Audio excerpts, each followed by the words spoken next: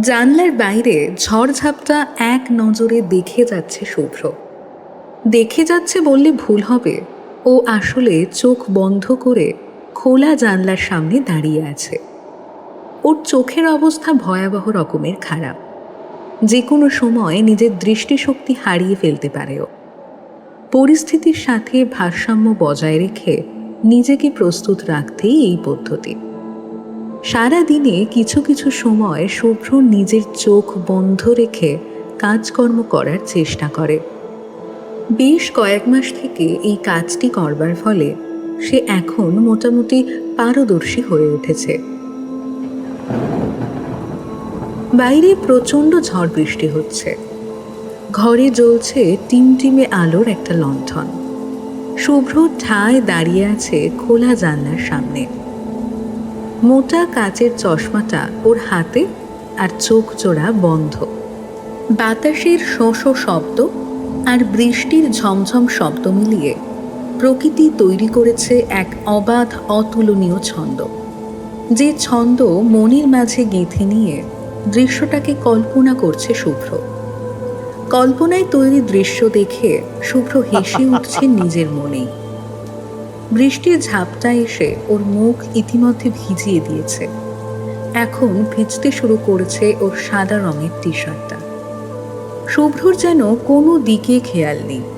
সে দৃঢ় মনে জোর দিয়ে যাচ্ছে কল্পনায়। ব্যাঙের ডাকে শিহরিত হয়ে উঠছে ওর প্রাণ। মাটির ভেজা গন্ধ বুকে ভরে নিয়ে যাচ্ছে। আহা, প্রকৃতির কি অপরূপ রূপ!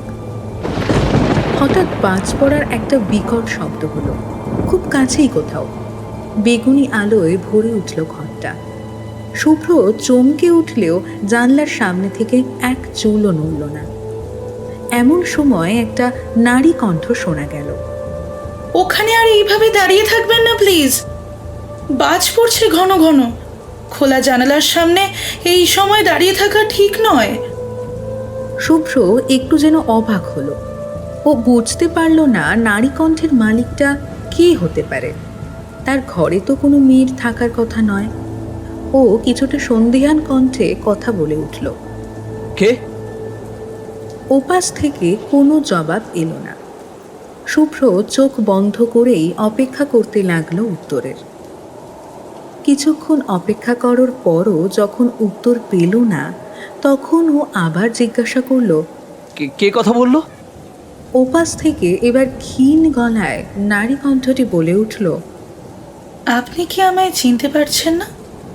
শুভ্র কিছুক্ষণ সময় নিল ভাবার। তারপর বলল, চিনতে পারছি না তো। গলাটাও তো অপরিচিত। কে বলছেন বলুন তো? ওপাশটা আবার নীরব হলো। শুভ্র এবার আর বেশি পাত্তা দিল না, নিজের কল্পনায় মশগুল হলো। কান ফাটানো শব্দে আবার বাজ পড়ল। এবার খুবই কাছে কোথাও। বেগুনি আলোয় আবার ঘরটা ভরে উঠল। শুভ্রর মধ্যে তেমন কোনো ভাবান্তর দেখা গেল না, কিন্তু পরক্ষণে আবার শোনা গেল সেই নারী কণ্ঠটি। আপনি প্লিজ ওখানে দাঁড়িয়ে থাকবেন না। হ্যাঁ, আমার ভয় করছে। কার জন্য ভয় লাগছে? নিজের জন্য নাকি আমার জন্য? ওপাশটা আবার নীরব হলো। শুভ্র এবার কিছুটা বিরক্ত স্বরেই বলল, আপনি প্রশ্নের উত্তর দিচ্ছেন না কেন বলুন তো?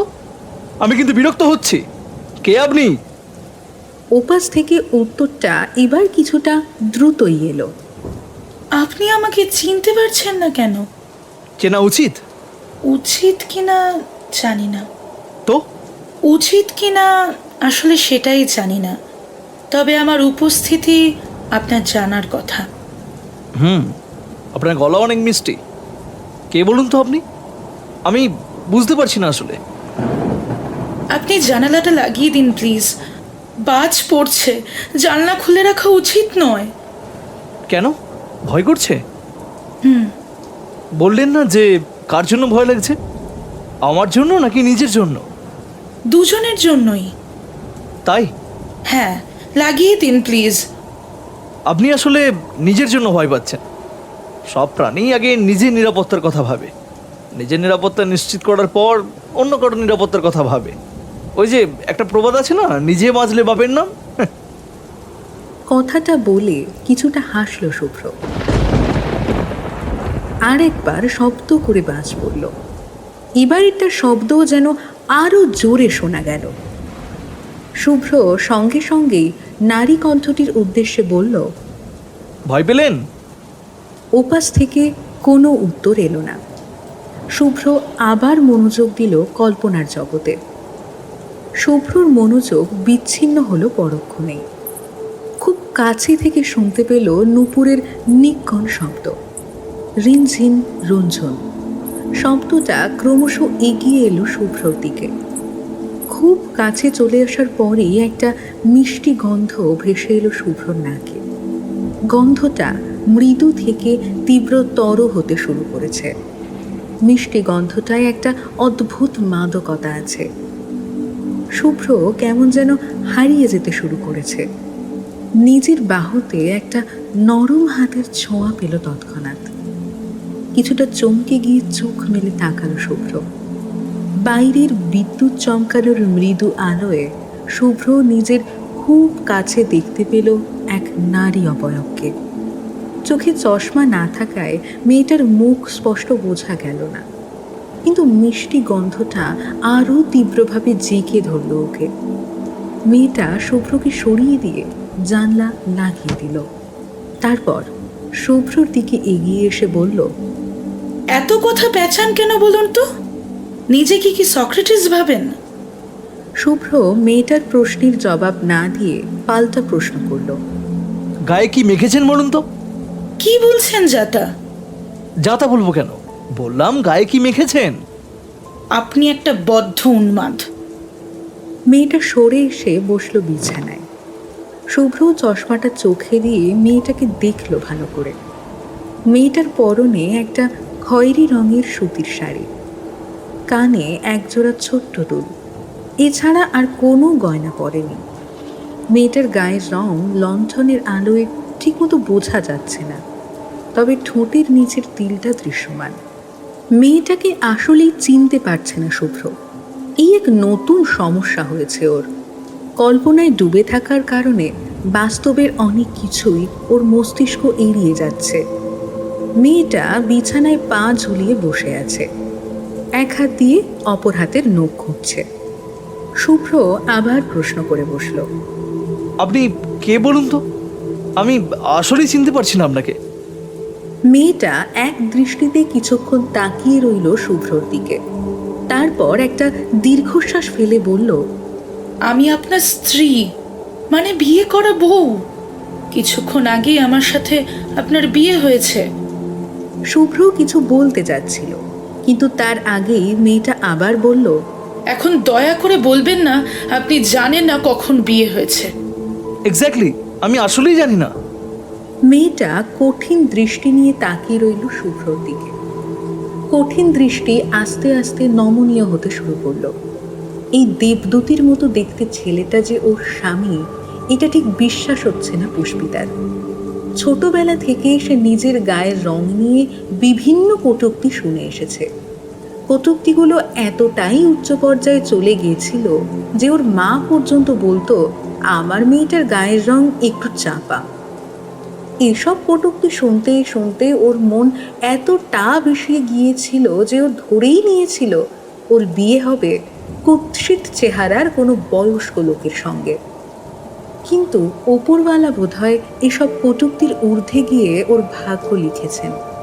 তাই তো শুভ্রর মতো দেবদূত সমতুল্য একটা ছেলের সঙ্গে ওর বিয়ে হয়েছে। শুভ্রর দিকে তাকিয়ে তাই চোখ জোড়ায় জল জমছে পুষ্পিতার। পাছে শুভ্র ওর চোখের জল দেখে ফেলে এই ভেবে ভয়ে চোখ নামিয়ে ফেলল তৎক্ষণাৎ। চোখ নামিয়ে ফেললেও চোখের জল কিন্তু থামল না। বেহায়ার মতো গড়িয়ে এসে কপল ভিজিয়ে দিল। লণ্ঠনের টিমটিমে হলুদ আলোয় পুষ্পিতার চোখের অশ্রুকণাগুলো চিকচিক করে উঠল। শুভ্র কিছুটা ভ্যাবাচাকা খেয়ে গেল। আপনি কাঁদছেন কেন? আমি কি কান্না করার মতো কিছু বলেছি? মাথা ডানে বাঁয়ে ঝাঁকিয়ে না বোধক উত্তর দিল পুষ্পিতা। শুভ্র মাথা চুলকিয়ে বলল, আপনি দয়া করে বলবেন আপনার সাথে আমার কখন বিয়ে হয়েছে? আমি আসলে মনে করতে পারছি না যে। পুষ্পিতা চোখ মুছে নিয়ে তাকালো শুভ্রর দিকে। কি নিষ্পাপ লাগছে ছেলেটাকে। এত সুন্দর বুঝি মানুষ হয়? গোল ফ্রেমের চশমাটা ওর সৌন্দর্য যেন আরো বাড়িয়ে দিয়েছে। পুষ্পিতাকে ওইভাবে তাকিয়ে থাকতে দেখে শুভ্র বলল, কি হলো বলুন তো? অনেক রাত হয়েছে, এখন ঘুমিয়ে পড়ুন আপনি। কাল সকালে দেখবেন ঠিক মনে পড়ে গেছে সবটা। আসলেই? শুয়ে পড়ুন, রাত 1:30 বাজে। ঠিক আছে, কিন্তু আপনি কোথায় ঘুমাবেন? ঘরে তো একটাই বিছানা। আমি তো আপনার সঙ্গে একই বিছানায় ঘুমাতে পারবো না, কারণ আপনাকে আমি চিনতেই তো পারছি না। আপনি বিছানায় ঘুমান, আমি সোফায় ঘুমাচ্ছি। কিন্তু কি? এই বাড়িটা মেবি আপনাদের, তাই না? তো আপনার বাড়িতে আপনি সোফায় ঘুমাবেন, ব্যাপারটা খারাপ দেখায় না? খারাপ দেখালেই বা কি? বলুন, আমি যাও বা আপনাকে একটু আধটু চিনি, আপনি তো আমাকে। বাদ দিন এসব, আপনি বিছানাতেই ঘুমান, সমস্যা নেই। আগে আপনার সবটা মনে পড়ুক, তারপর না হয়। কথা শেষ করলো না পুষ্পিতা। বিছানা থেকে একটা বালিশ আর চাদর নিয়ে শুয়ে পড়ল সোফায়। শুভ্র আর কথা বাড়ালো না, ওর ঘুম পাচ্ছে। কিন্তু বিছানায় শোয়ার পর ওর চোখের ঘুম যেন উবে গেল। বিছানায় হেলান দিয়ে বসে সোফায় শুয়ে থাকা অপরিচিত মেয়েটার দিকে তাকিয়ে থাকলো। লণ্ঠনের হলুদ আলো পড়ছে মেয়েটার মুখের উপর। নমনীয় আলোয় মেয়েটাকে ভীষণ মায়াবতী লাগছে শুভ্রর। কিন্তু এই মেয়েটার সাথে ওর বিয়ে হলো কখন? তা তো কিছুতেই মনে করতে পারছে না সে। মেয়েটা মিথ্যে বলছে না তো? যদিও চোখ মুখ দেখে মনে হলো না যে মিথ্যে বলছে, তাহলে এই মেয়েটার কোনো স্মৃতি ওর মস্তিষ্কে নেই। থাকলে তো ঠিকই মনে করতে পারতো। নাকি মস্তিষ্কের কোনো বিদঘুটে রাস্তায় মেয়েটার স্মৃতিগুলো হারিয়ে গেছে? শুভ্র এই আশায় চোখ বন্ধ করে কয়েকদিন আগের সমস্ত স্মৃতি পুনরায় ধারাবাহিকভাবে মনে করতে শুরু করলো।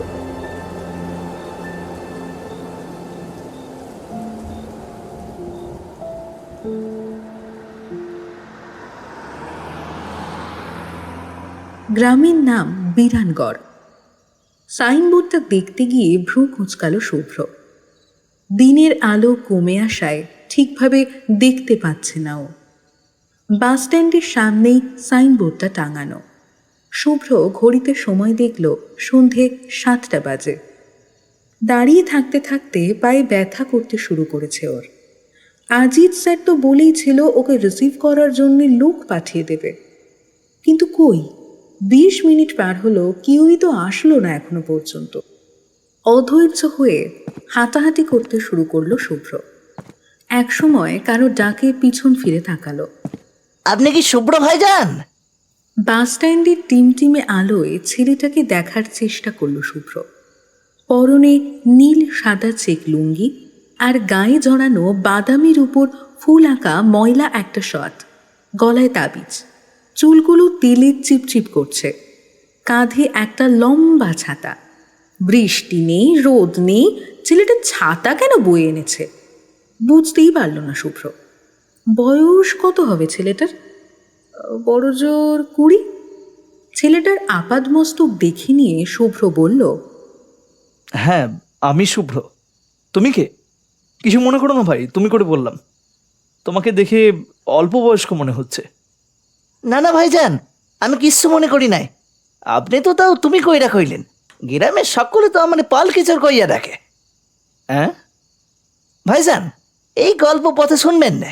ব্যাগগুলো দেন আমারে, আসেন আমার লাগে, আন্দার হয়ে আসছে। শুভ্রকে কিছু বলবার সুযোগ না দিয়ে ছেলেটা শুভ্রর ব্যাগপত্র নিয়ে হাঁটা শুরু করলো। শুভ্র হাঁটছে ওর পিছু পিছু। বুঝছেন ভাইজান, আমাদের গ্রামের লোকে কয় পাল কিশোর। কেন? আমার নাম ভ্যাংসা কয়। কি নাম তোমার? যে ভাইজান, আমার নাম পালক। পালক? যে ভাইজান। বাহ, অনেক সুন্দর নাম তো, পালক। বাহ, কে রেখেছে তোমার নাম? যে আমার আপায় রাখছে। তোমার আপা পড়াশোনা করেছে কত দূর? যে আপাই পড়ালেখা মেলা দূর করছে। কত দূর? ওইটা তো আমি জানি না ভাইজান, তো এই শুনছিলাম আপাই ভার্সিটিতে পড়তো।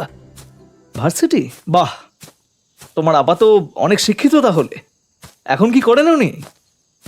আপাই তো ফার্স্ট নিয়েছিল মেলা দিন আগে, ওই ভার্সিটিতে পড়ার সময় নিয়েছিল। হ্যাঁ, কি বলো? তোমার আপা আত্মহত্যা করেছিল কেন? সেইটা তো জানি না ভাইজান, তাই লোকে কয় আপার নাকি পেটে বাচ্চা আইছিল। তুমি এটা বিশ্বাস করো?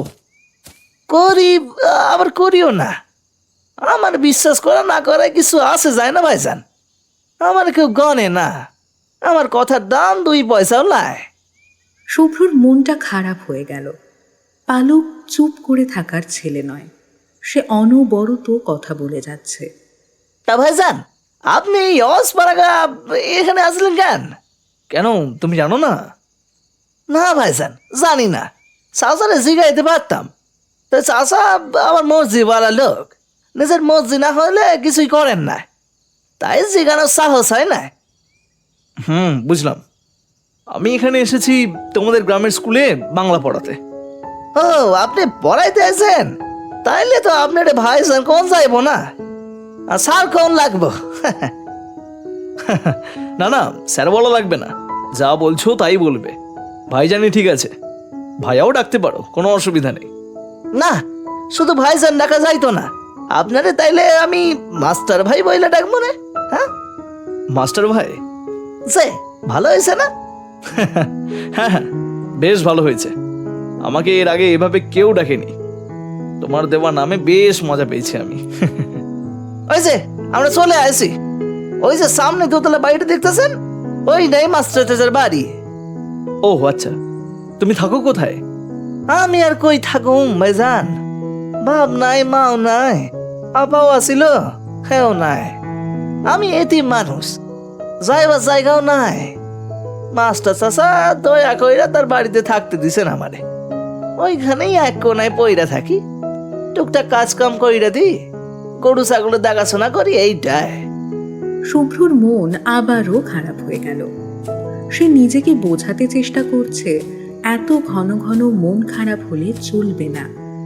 গ্রামে এরকম অনেক দুঃখ কষ্টের গল্প তাকে শুনতে হবে, এসবের জন্য তাকে প্রস্তুত থাকতে হবে। ওরা দুজনে এতক্ষণে এসে দাঁড়িয়েছে দোতলা একটা বাড়ির সামনে। পালক কাঁধ থেকে ব্যাগটা নামিয়ে জোরে হাত দিল। মাস্টার চাচা, মাস্টার চাচা, দেখা যান মাস্টার বাইরে নিয়ে আসি। তখনই বাড়ির ভিতর থেকে বেরিয়ে এলেন একজন মধ্যবয়স্ক লোক। শুভ্রকে দেখতে পেয়ে উনি আরো তাড়াতাড়ি এগিয়ে গিয়ে জড়িয়ে ধরলেন শুভ্রকে। কেমন আছো শুভ? কত বছর পর তোমায় দেখছি। জি স্যার, আমি ভালো আছি। আপনি কেমন আছেন? আলহামদুলিল্লাহ ভালো আছি বাবা। এসো ভেতরে এসো, তুমি কত দূর থেকে আসলে। এই পালক, শুভ্রর ব্যাগপত্র সব দোতলার ঘরে রেখে ঘরটা গুছিয়ে দিয়ে যা।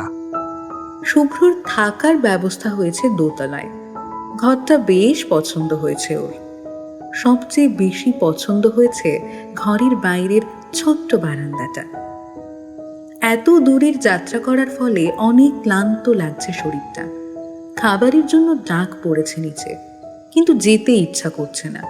শরীরটা বিছানায় এলিয়ে দিতেই মন চাইছে। যেই ভাবা সেই কাজ। বিছানায় গুটিসুটি মেরে শুয়ে পড়ল শুভ্র। মায়ের সাথে একবার কথা বলা দরকার ছিল, কিন্তু এখন আর ইচ্ছা করছে না। ঘুমে ভেঙে আসছে দুটো চোখ।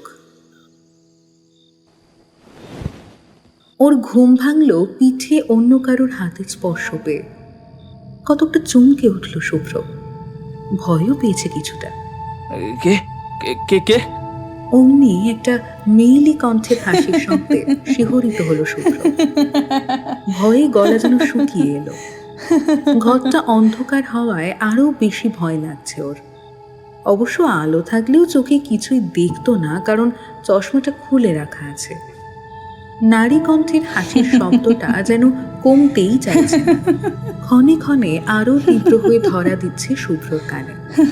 ভীত গলায় ও আবার বলল, কে বলুন তো আপনি? এভাবে পাগলের মতো হাসছেন কেন? নারী কণ্ঠটি এবার কিছুটা এগিয়ে এসে বলল, আমি পেতনি, ভয় পাবেন না। আমি আপনার ঘাড় মটকাবো না। রাতের খাবারটা দিতে এসেছিলাম। না খেয়ে তো ঘুমিয়ে পড়েছিলেন, উঠে খেয়ে নিন।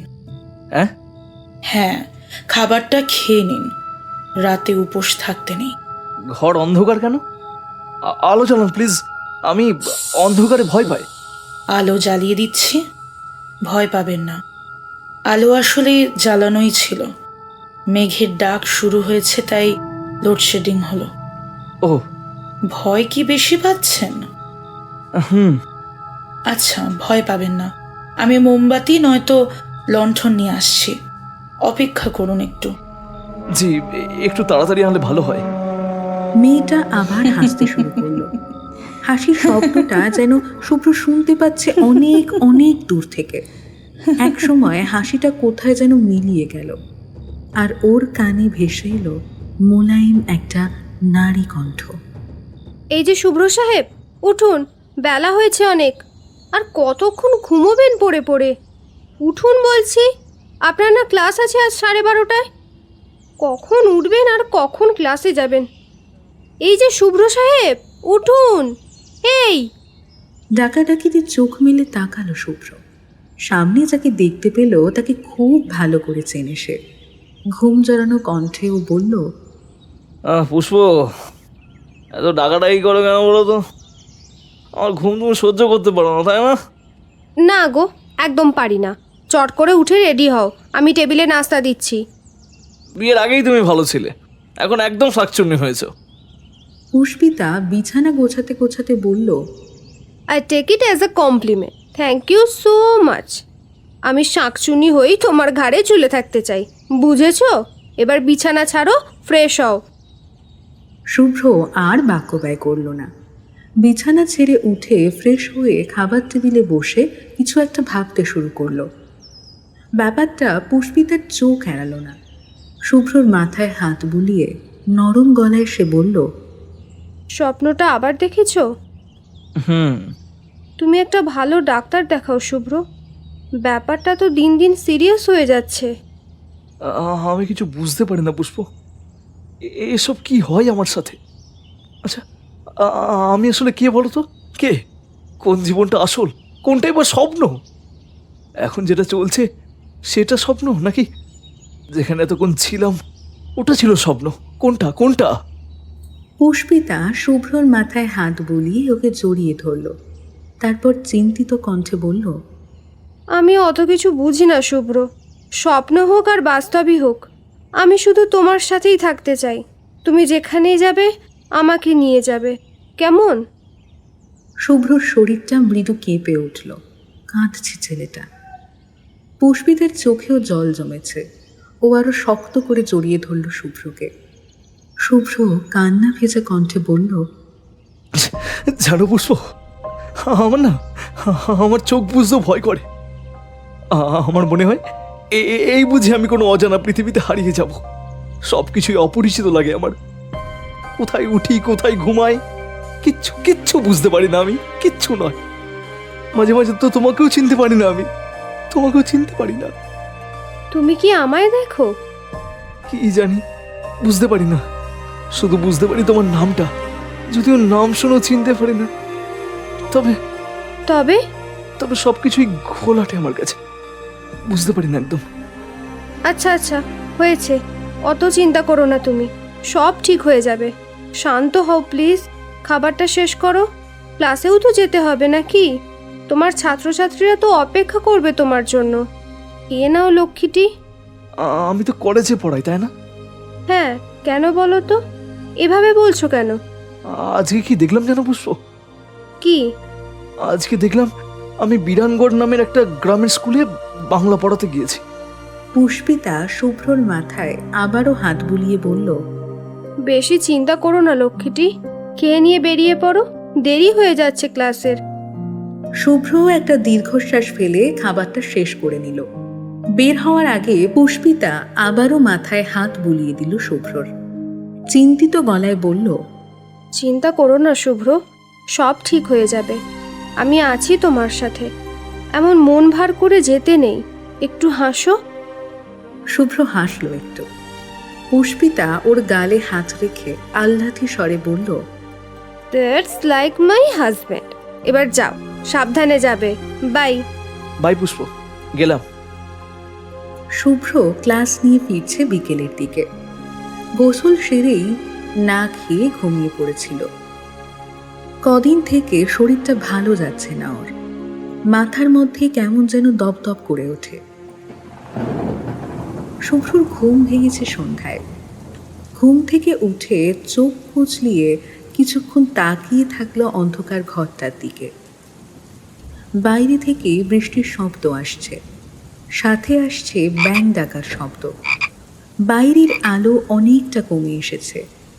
বর্ষার দিনে সন্ধ্যা একটু তাড়াতাড়ি হয় বটে। বালিশের পাশ থেকে চশমাটা নিয়ে চোখে পড়ে নিল শুভ্র। উঠে দাঁড়ালো বিছানা থেকে। ধীর পায়ে হেঁটে গেল ব্যালকনির দিকে। বৃষ্টির জন্য চারপাশটা স্পষ্ট দেখা যাচ্ছে না। অবেলায় ঘুমানোর কারণে মাথাটা বেশ ধরেছে। এখন যদি এক কাপ কড়ালিকারির চা পাওয়া যেত তাহলে খুব ভালো হতো।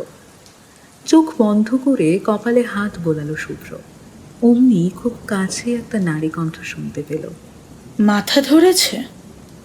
চমকে পাশে ফিরে তাকালো শুভ্র। সন্ধ্যার আবছা আলোয় দেখতে পেল ওর পাশে শাড়ি পরিহিতা একটা মেয়ে হাতে চায়ের কাপ নিয়ে দাঁড়িয়ে আছে। মেয়েটার পরনে শাড়িটার কি রং তা বুঝতে পারল না শুভ্র। অবশ্য বোঝার চেষ্টাও করল না, কারণ ও মেয়েটার পরিচয় জানার চেষ্টা করছে। মাথা ধরেছে তাই না? চাটা খান, ভালো লাগবে। চা এগিয়ে দিতে মেয়েটা আরেকটু এগিয়ে এলো শুভ্রর দিকে। অমনি সেই পরিচিত মিষ্টি গন্ধের আমেজে চোখ বন্ধ করে ফেলল শুভ্র। কই ধরুন কাপটা। মেয়েটার কথায় চোখ মেলে তাকালো শুভ্র। কাপটা হাতে নিয়ে অপলক দৃষ্টিতে তাকিয়ে রইল মেয়েটার দিকে। মেয়েটাকে দেখলে বুকের মধ্যে কেমন একটা চিনচিনে ব্যথা অনুভব হয় শুভ্রর। কেন হয় এমনটা? মেয়েটাকে কেন জানি আপন লাগে খুব, কিন্তু মেয়েটাকে ঠিক চিনতে পারে না কিছুতেই। কি হলো? কি দেখছেন ওভাবে? মেয়েটার কথায় ভাবনা থেকে বেরিয়ে এলো শুভ্র। তৎক্ষণাৎ চোখ সরিয়ে নিয়ে বৃষ্টি দেখতে লাগলো। কি হলো বললেন না যে? কি দেখছিলেন ওভাবে? কই কিছু না তো। আমার কথা কি কিছু মনে করতে পেরেছেন? হুম, পারিনি। শুধু আপনার নামটা খুব পরিচিত, পুষ্প। আমার খুব পছন্দের মানুষের নাম, এটা জানেন। কিন্তু আপনি না আমার কাছে অপরিচিত, সরি অপরিচিতা। আমাকে পুষ্প বলে ডাকবেন না প্লিজ। কেন? পুষ্প নামটা আমার কেমন যেন বুড়ো বুড়ো লাগে। ওহো, তাহলে কি বলে ডাকবো? হঠাৎ সেই মাতাল করা মিষ্টি গন্ধটা তীব্র থেকে তীব্রতরভাবে পেতে শুরু করলো শুভ্র। এর অর্থ মেয়েটা এগিয়ে আসছে ওর দিকে। পাশ ফিরে ঘুরতেই ওর অনুমান সঠিক প্রমাণিত হলো। মেয়েটা শুভ্রর একদম কাছে এগিয়ে এসেছে। ওদের দুজনের মধ্যে এখন আর কোনো দূরত্ব নেই, একটুও নেই। মিষ্টি গন্ধটা এত তীব্রভাবে শুভ্রকে জেগে ধরেছে যে ওর নিঃশ্বাস ভারী হয়ে আসছে। বাতাসে বৃষ্টির ঘ্রাণ আর অদ্ভুত সেই মিষ্টি গন্ধটা মিলে যে পরিবেশের তৈরি হয়েছে তা স্বর্গীয় বই আর কিছু নয়। হৃদয়ের সন্নিকটে যে অপরিচিতা নারীটির হৃদস্পন্দন এখন শুভ্র শুনতে পাচ্ছে, তার বাহুডোর থেকে মুক্ত হতে যেন মন চাইছে না। মেয়েটা স্নিগ্ধতায় মুগ্ধ হয়ে পড়েছে শুভ্র। না, এটা বোধহয় ঠিক হচ্ছে না, কিন্তু আবেগও যে বাঁধ মানছে না। কি করা যায় এখন? মেয়েটার খোলা চুলগুলো সাঁঝের মৃদু ঝোড়ো হাওয়ায় ঝড়ের মুখে পড়া পল্লব শাখার ন্যায় এলো পাথারি উড়ে বেড়াচ্ছে। কখনো কখনো এলোমেলো চুলগুলো উড়ে এসে শুভ্রর চোখে মুখে আছড়ে পড়ছে। অমনি এক অজানা শিহরণে মন উথাল পাথাল শুরু করেছে যেন। ও কি, মেয়েটার ঠোঁট চোরা কি এগিয়ে আসছে নাকি? হ্যাঁ, তাই তো, এগিয়েই তো আসছে।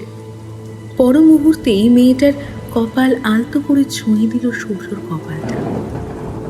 নাকের ডগাটা গিয়ে ঠেকল ওর নাকের ডগায়। ঠোঁট দুটোর মিলন হতে আর বেশি দেরি নেই। অপরিচিতার ঠোঁট দুটো আলতো করে ছুঁয়ে দিল শুভ্রর কপল। কিছুটা নিচে নেমে ঠোঁট দুটো আবার ফিরে এলো শুভ্রর ফর্সা কপলে। অদ্ভুত এক মাদকতায় শুভ্র সারা শরীর যেন অবশ হয়ে আসছে। নড়াচড়া তো দূরের কথা, ও এই মুহূর্তে অন্য কিছু ভাবতে পর্যন্ত পারছে না। চোখ জোড়া বুঝে এসেছে আরো আগেই। মেয়েটার গরম নিঃশ্বাসের ছোঁয়া যেন বাড়িয়ে দিচ্ছে আবেশের জোর। ঠোঁট জোড়ার মাঝে এখন আর কোনো দূরত্ব নেই। সব দূরত্ব ছাপিয়ে ডুব দিয়েছে একে অপরের মাঝে। মেয়েটা এক হাত দিয়ে জড়িয়ে রেখেছে শুভ্রর টি শার্টের কলারটা, আর অন্য হাত চষে বেড়াচ্ছে শুভ্রর কোঁকড়া চুলগুলোকে। বৃষ্টির ঝাপটা এসে ভিজিয়ে দিচ্ছে ওদের।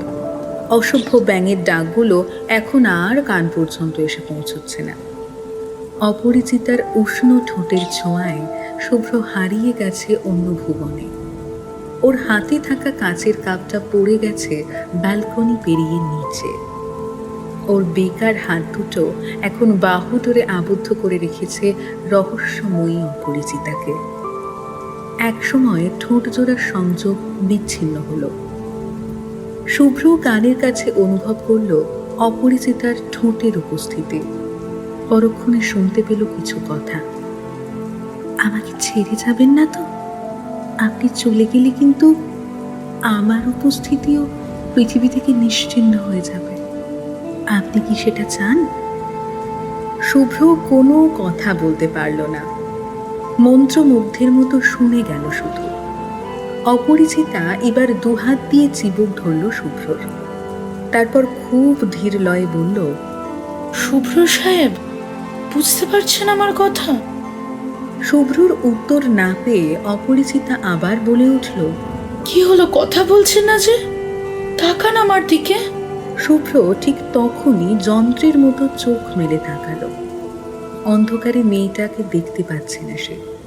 ইলেকট্রিসিটিও নেই অনেকক্ষণ যাবৎ। চারপাশটা ঘুটঘুটে অন্ধকার। বৃষ্টির ঝমঝম আওয়াজ ছাড়া আর কোনো শব্দ নেই কোথাও। অপরিচিতার কণ্ঠ আবার শোনা গেল, কি হলো বলুন? ছেড়ে যাবেন না তো আমায়? পুষ্প, পুষ্প, আবার আবার বলছেন পুষ্প? বললাম তো পুষ্প বলে ডাকবেন না। কি বলে ডাকবো তাহলে? আচ্ছা বলুন তো, আপনি কোন নামটা সবচেয়ে বেশি পছন্দ করেন? পুষ্প। এটাই আপনার সবচেয়ে পছন্দের নাম? বেশ, তাহলে আমাকে পুষ্প বলেই ডাকবেন। এবার বলুন, আমায় ছেড়ে যাবেন না তো? জানি না, আসলে বুঝতে পারছি না আমি। বুঝতে হবে না, কিচ্ছু বুঝতে হবে না। অপরিচিতা আবার বাহু ধরে আবদ্ধ করল শুভ্রকে। অমনি মিষ্টি একটা গন্ধ আবারও ঝেঁকে ধরল ওকে। নিজেকে সামলে নিয়ে শুভ্র বলল, পুষ্প, বলুন, শুনছি। আপনার সাথে কি আমার সত্যি বিয়ে হয়েছে?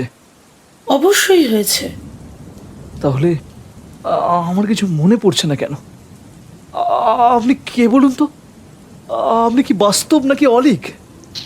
শুভ্র কথা শেষ করতে পারল না। অপরিচিতার ঠোঁট দুটো আবারও খুঁজে নিয়েছে শুভ্রর ঠোঁট দুটোকে। বৃষ্টির তেজ আরও বেড়েছে। তার সাথে পাল্লা দিয়ে বেড়েছে দুটো দেহের আবেগের সঞ্চার।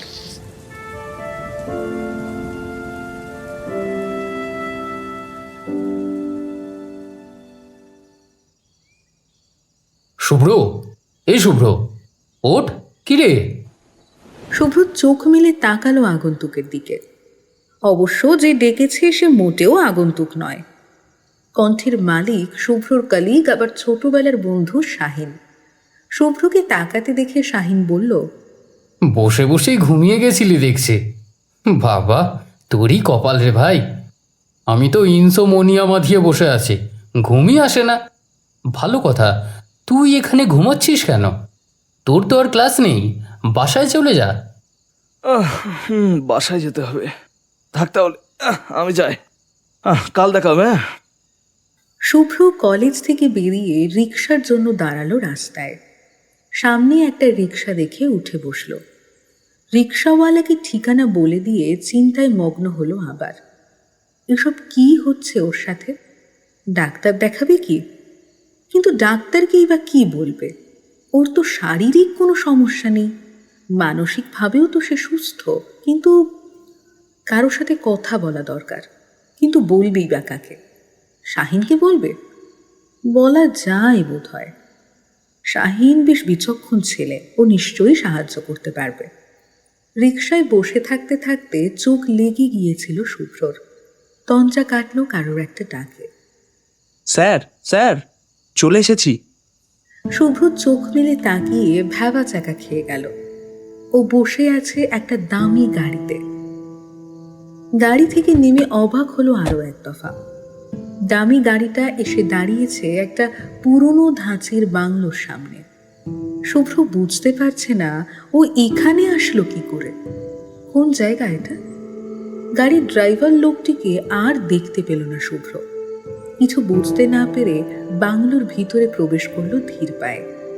বাংলোর সদর দরজা পেরিয়ে ঢুকতেই দোতলা থেকে একটা নারী কণ্ঠ ভেসে এলো। উপরে আসুন। শুভ্র মন্ত্রমুগ্ধের মতো সিঁড়ি ভেঙে উপরে চলে এলো। শুনতে পেল মেইলি কণ্ঠের গুনগুনিয়ে গান গাওয়ার শব্দ। শব্দটা অনুসরণ করে ঘরের ভিতরে ঢুকলো শুভ্র। ঘরের ভিতর ঢুকেই দেখলো একটা নারী অবয়ব আয়নার সামনে বসে চুল আঁচড়াচ্ছে। শুভ্রকে ঘরে ঢুকতে দেখেই মেয়েটি পিছন ফিরে তাকিয়ে বলল, আপনি এসে গেছেন? আপনার জন্যই অপেক্ষা করছিলাম। কে আপনি? শব্দ করে হেসে উঠল মেয়েটা। চুল আঁচড়াতে আঁচড়াতে এগিয়ে এলো শুভ্রর দিকে। চিনতে পারেননি তাই তো? জানতাম চিনবেন না। আপনাকে এখানে ডেকেছি বিশেষ এক কারণে। কি কারণ? কে আপনি? আমি বাদ দিন, কাজের কথাটা বলি শুনুন। আমি আসলে এখন আত্মহত্যা করব, আর আপনি সেটা দাঁড়িয়ে দাঁড়িয়ে দেখবেন। কি কি আজেবাজে কথা বলছেন আপনি? কে আপনি? আমি এখানে থাকতে বাধ্য নই, গেলাম আমি। শুভ্র চলে যেতে চাইলেও পারল না। পা দুটো যেন আটকে গেছে মেঝের সাথে। মেয়েটা শব্দ করে হেসে উঠল আবার। তারপর আরো কিছুটা এগিয়ে এলো শুভ্রর দিকে। কেন করলেন আপনি এমন? কেন করলেন? কি বলছেন? কি করেছে আমি? আমি তো আপনি তো কি বলুন? ক্রোধে ফেটে পড়ছে যেন মেয়েটা। আপনি তো কি বলুন? শুভ্র কথা বলতে পারল না। ভয়ার্ত দৃষ্টিতে তাকিয়ে রইল মেয়েটার দিকে। শুভ্রর ডান হাতটা নিজের পিঠের উপর রেখে ডুকরে কেঁদে উঠল মেয়েটা। কাঁদতে কাঁদতে বলল, বাচ্চাটাকে কেন বাঁচতে দিলেন না বলুন তো? কেন বাঁচতে দিলেন না? ও তো আপনারই অংশ ছিল।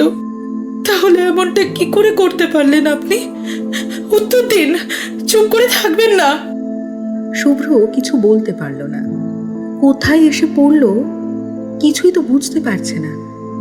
মেয়েটা এবার সরে গিয়ে দাঁড়ালো জানলার সামনে। তারপর চোখে মুখে এক রাশ ক্রোধ নিয়ে বলল, কাজটা আপনি মোটেও ঠিক করেননি শুভ্র, মোটেও ঠিক করেননি। নিজের সন্তানকে এভাবে পাপের ফসল বলতে লজ্জা করলো না আপনার? ছি, কি করে পারলেন বলুন তো? জিভটা কেঁপে উঠলো না একবারও? শুভ্র নির্বিকার ভাবে তাকিয়ে রইল মেয়েটার দিকে। কি করবে বুঝে উঠতে পারছে না। ওর মন বলছে এখনই ভয়ঙ্কর কিছু একটা ঘটবে, ওর এই মুহূর্তে পালিয়ে যাওয়া উচিত। কিন্তু কি করে পালাবে? মেয়েটি জানলার পাশ থেকে সরে এসে বিছানায় বসল। এরকমটা আমার সাথে না করলেও পারতেন। অন্য কিছু না হোক, অন্তত বাচ্চাটাকে নিয়ে বাকিটা জীবন কাটাতে পারতাম। দিলেন তো আমার বেঁচে থাকার শেষ অংশটুকু নষ্ট করে। এবার নিজের চোখে দেখুন আমার মৃত্যু। মেয়েটা নিজের অনামিকায় থাকা আংটি থেকে একটা গুঁড়ো বের করে খেয়ে নিল। শুভ্র চেঁচিয়ে উঠে এগিয়ে গেল মেয়েটার দিকে। কি করলেন এটা? আরে আরে, কে কোথায় আছেন? কে আছেন? মেয়েটির জীবনী শক্তি ততক্ষণে নিঃশেষ হয়ে গেছে। শুভ্রর হাত পা কাঁপতে শুরু করেছে, মাথাটাও কেমন দপদপ করছে। চোখের সামনে ধীরে ধীরে নেমে আসছে নিকষ কালো অন্ধকার। ঘুমের মধ্যে শরীরটা কেঁপে উঠল শুভ্রর। চোখের কোণ দিয়ে বেয়ে পড়ছে নোনা জল। পুরো শরীর ঘেমে নেয়ে উঠেছে। নিঃশ্বাস নিতেও কষ্ট হচ্ছে। মাথাও যন্ত্রণায় ফেটে যাচ্ছে। মুখ দিয়ে গোঙানির মতো শব্দ করে উঠছে কিছুক্ষণ পর পর। প্রাণশক্তি বেরিয়ে যাবার উপক্রম হচ্ছে, ঠিক তখনই কপালে একটা নরম হাতের ছোঁয়া পেল শুভ্র। অমনি যেন শরীরের সমস্ত অস্থিরতা কেটে গেল নিমেষেই। নিঃশ্বাস নিতেও আর কষ্ট হচ্ছে না। চোখ মেলে তাকাতেই একটা অতি পরিচিত মিষ্টি গন্ধ নাকে লাগলো শুভ্রর। তার সাথেই শুনতে পেল অপরিচিতার কণ্ঠস্বর। শরীর খারাপ লাগছে, জল খাবেন? হুম, জল জল খাবো। একটু পরেই অন্ধকার ঘরটায় একটা টিমটিমে লণ্ঠন জ্বলে উঠল। পুষ্পিতা শুভ্রর দিকে গ্লাস এগিয়ে দিতেই ঢকঢক করে জল খেয়ে গলা ভেজালো শুভ্র। পুষ্পিতা ওর শাড়ির আঁচল দিয়ে শুভ্রর মুখের ঘাম মুছিয়ে দিয়ে বলল, কি হয়েছে, দুঃস্বপ্ন দেখেছেন? শুভ্র মাথা নেড়ে সায় দিল। ওর ভয় এখনো কাটেনি।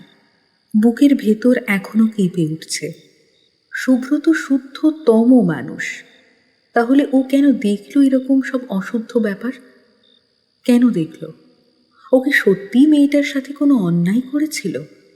এখন হয়তো সেটা মনে করতে পারছে না। তাহলে কি হবে? ও তো আর শুদ্ধতম মানুষ হতে পারবে না। ব্যক্তিত্বে দাগ লেগে যাবে তো। শুভ্রর অস্থিরতা টের পেয়ে পুষ্পিতা ওকে জড়িয়ে ধরে মাথায় হাত বোলাতে লাগলো।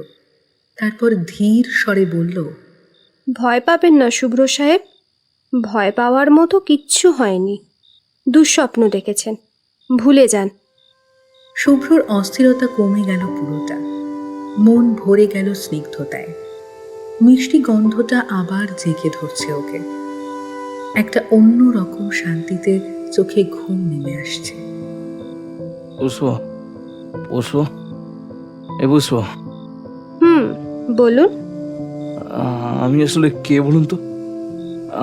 আমি এতদিন আপনার পরিচয় নিয়ে মাথা ঘামিয়েছি, কিন্তু আসল ব্যাপারটা কি জানেন পুষ্প? আমি আমার নিজের পরিচয় নিয়ে সন্দিহান। আমি নিজেই জানি না আমি আসলে কে। কে আমি? কে কে বলুন তো, আমি কে? শুভ্রর শরীরটা আবার কেঁপে উঠল। কাঁদছে ছেলেটা। পুষ্পিতা শক্ত করে জড়িয়ে ধরল ওকে। শুভ্র যেন পুষ্পিতার বুকে আশ্রয় নিয়ে নিরাপদ থাকতে চাইছে। পুষ্পিতা শুভ্রর মাথায় চুমু খেয়ে বলল, কাঁদছেন কেন?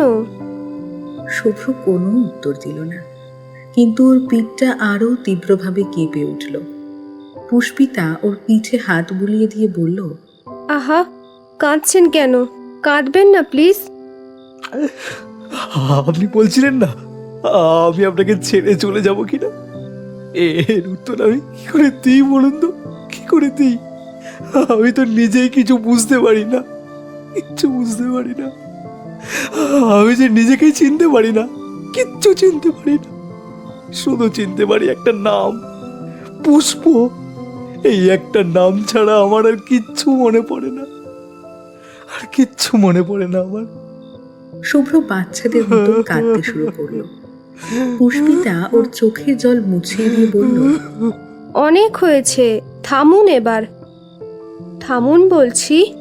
আর না, আমি তো আছি। ভয় পাচ্ছেন কেন? ভয় পাবেন না, চুপ করে ঘুমুন। পুষ্পিতা শুভ্রকে বিছানায় শুইয়ে দিয়ে মাথায় হাত বোলাতে থাকলো। কপালে চুমু এঁকে দিয়ে ধীর স্বরে বলল, ভয় পাবেন না শুভ্র সাহেব, আমি আছি তো। ভয় পাবেন না, ঘুমুন। শুভ্রর অস্থিরতা কমে গেল। মিষ্টি গন্ধটা আবার ফিরে এলো। ঘুম নেমে এলো ওর দু চোখে। ঘুমের মধ্যে শুভ্র বুঝতে পারল একটা নরম শরীর ওকে শক্ত করে জড়িয়ে ধরে রেখেছে। শুভ্র নিশ্চিন্তে তলিয়ে যেতে লাগলো ঘুমের অতলে।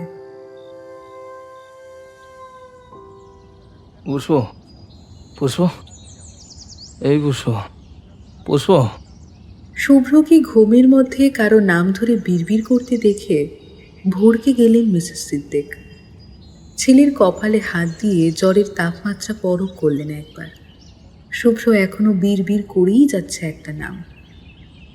একমাত্র ছেলের চিন্তায় মিসেস সিদ্দিকের কপালে ভাঁজ পড়ল। নিজের ফোনটা হাতে নিয়ে ডক্টর শাহিনওয়াজের নাম্বার ডায়াল করলেন তিনি।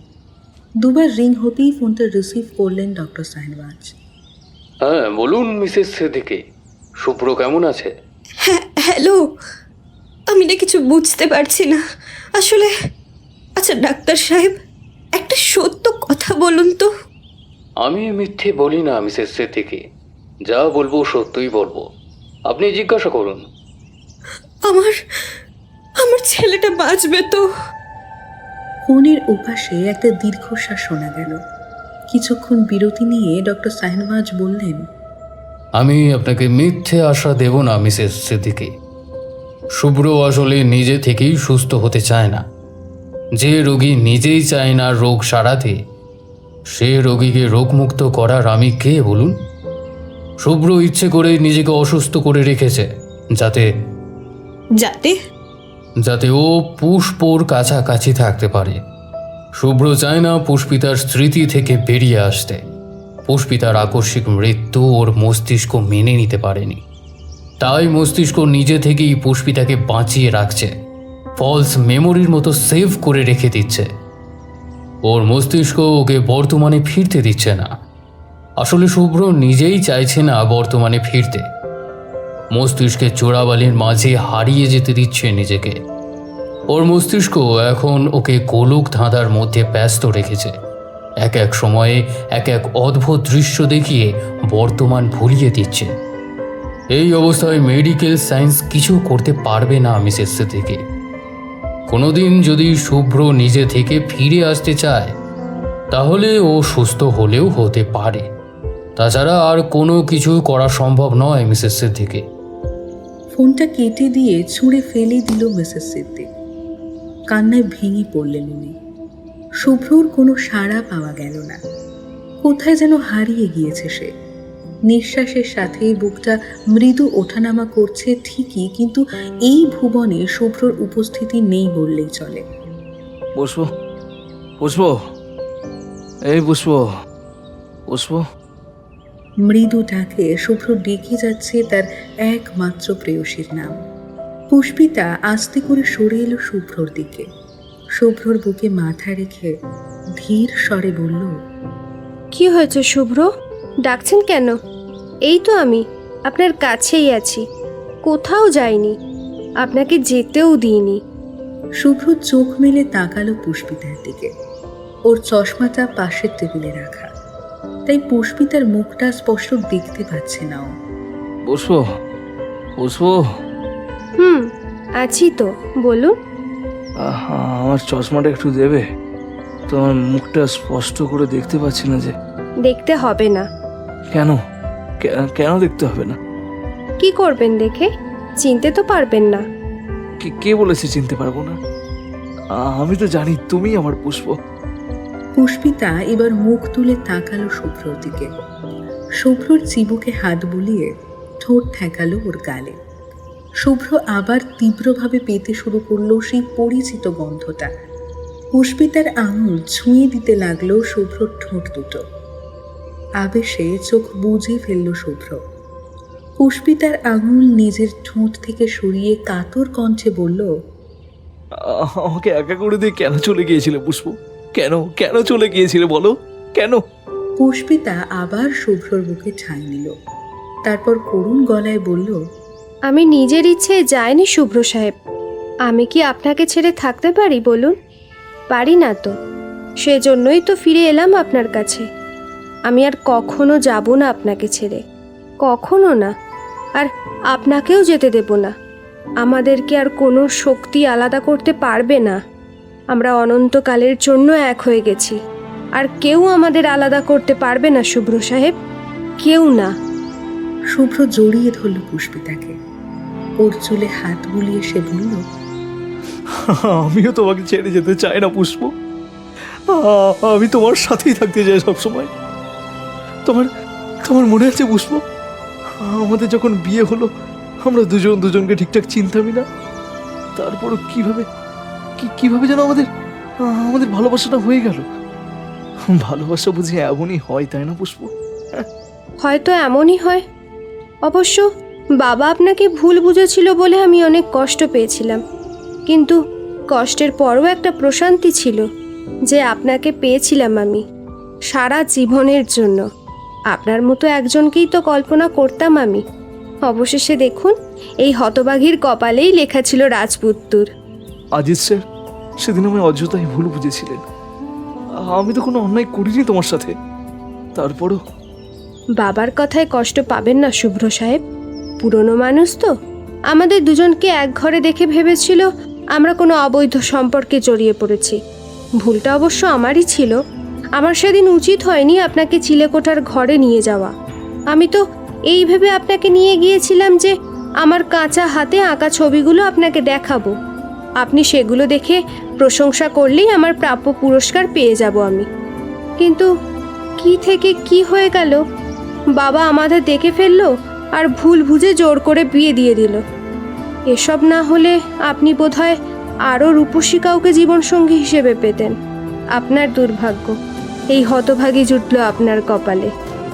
একদম বাজে বকবে না পুষ্প, আমি তোমাকেই ভালোবাসি আর বেঁচে যাব শেষ নিঃশ্বাস ত্যাগের আগে পর্যন্ত। পুষ্পিতার চোখে জল জমেছে। ও আরও শক্ত করে জড়িয়ে ধরেছে শুভ্রকে। শুভ্র ও পুষ্পিতার আলিঙ্গনের পাল্টা জবাব দিয়ে পুষ্পিতাকে ঠাঁই দিয়েছে নিজের বুকে। আহ, এই তো স্বর্গসুখ, এই তো সুখ। আর কি চাইবে ও? আর কিচ্ছু চাইবে না। নিজের প্রেয়সীকে ফিরে পেয়েছে, এই তো সবচেয়ে বড় পাওয়া। পুষ্পিতার ঘন চুলে বিলি কেটে দিতেই পুষ্পিতা শুভ্রর মুখের দিকে এগিয়ে গিয়ে গলার কাছে মুখ লুকালো। শুভ্র ডুবে যেতে লাগলো মিষ্টি গন্ধের সুবাসে। আইসিইউ লেখা দরজাটার দিকে তাকিয়ে আছে ডক্টর শাহনওয়াজ। ধীর পায়ে এগিয়ে গিয়ে দাঁড়ালেন আইসিইউ রুমের কাঁচের দেওয়ালটার সামনে। ভেতরে দেখা যাচ্ছে হাজারটা যন্ত্রপাতির মধ্যে শায়িত শুদ্ধতম মানুষ শুভ্রকে। যন্ত্রপাতিগুলি বলছে শুভ্র জীবিত, কিন্তু ডক্টর শাহনওয়াজ জানেন ছেলেটা মানসিকভাবে আর এই ভুবনে নেই। ডাক্তারি ভাষায় যাকে বলে কোমা। বিগত 4 বছর যাবৎ শুভ্র কোমায় আছে। ওর মস্তিষ্ক ওকে ফিরতে দেবে না বর্তমানে, ওকে ডুবিয়ে রাখবে ওর প্রিয় মানুষটার স্মৃতিতে। একটা দীর্ঘশ্বাস ফেললেন শাহনওয়াজ। ভালোবাসার এমন আজব উপাখ্যান এর আগে কখনোই দেখেননি তিনি। পুষ্পিতার জন্য শুভ্রর ভালোবাসা শুভ্রকে মানসিকভাবে মৃত করে দিয়েছে পৃথিবীর সামনে। শুভ্র নিজেই চেয়েছে এটা, তাই তো আর ফিরতে চাইছে না বর্তমানে। ডক্টর শাহনওয়াজ আরও একটা দীর্ঘশ্বাস ফেলে সরে আসলেন আইসিইউ লেখা ঘরটার সামনে থেকে।